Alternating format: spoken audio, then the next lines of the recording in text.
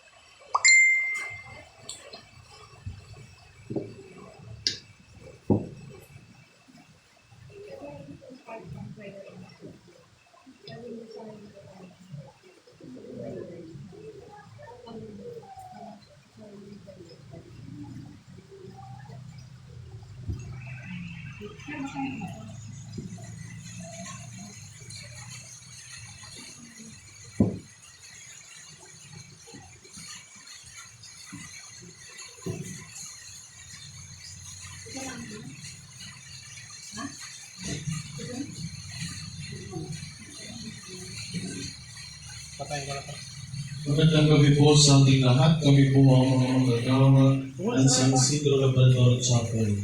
Sa ngala ng Ama at ng Anak at ng Espiritu Santo. Amen.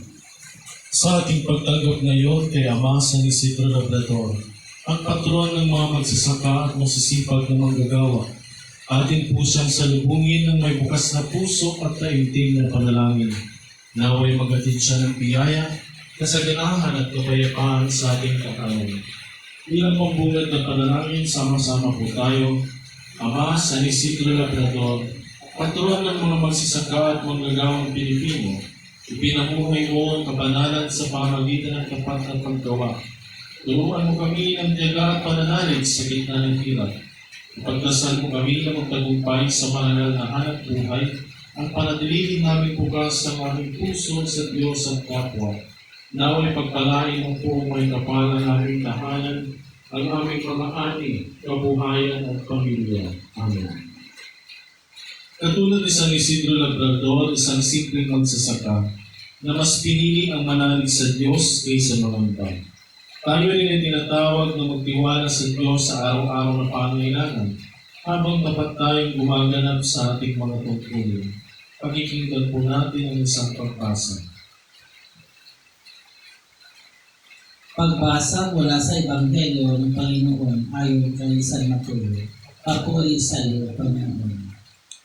Kaya't sinasabi ko sa inyo, huwag kayong mabalisa tungkol sa inyong buhay, kung ano ang inyong kakainin, o kung ano ang inyong iinumin, o tungkol sa inyong katawan, kung ano ang inyong isusuot. Hindi ba ang buhay ay higit sa pagkain, at ang katawan higit sa pananamit? Masdan ninyo ang mga ibon sa himpapawid. Hindi sila naghasik, inagaani, nagtitipon sa mga kamay. Ngunit pinakain sila ng inyong abang na sa langit. Hindi ba't hindi kayo mahalaga kaysa sa kanila?